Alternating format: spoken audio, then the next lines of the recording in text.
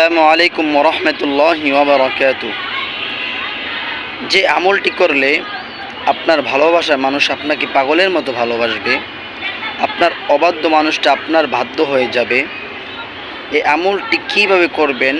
এই আমলটি করার পূর্বে যারা আমার চ্যানেলে নতুন আসছেন, চ্যানেলটি সাবস্ক্রাইব করে পাশে থাকবেন।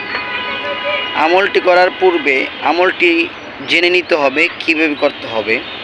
প্রথমত আপনাকে পবিত্র স্থানে বসে পবিত্র হয়ে 3 বার ইস্তিগফার পাঠ করবেন। এরপর 3 বার দুরূদ শরীফ পাঠ করবেন, যেই দুরূদটা আমরা নামাজের ভিতরে পড়ে থাকি।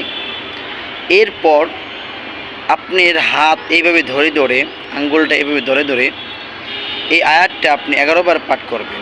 ওয়ালকাইতু আলাইকা মাহাব্বাতাম মিন্নি, ওয়ালকাইতু আলাইকা মাহাব্বাতাম মিন্নি।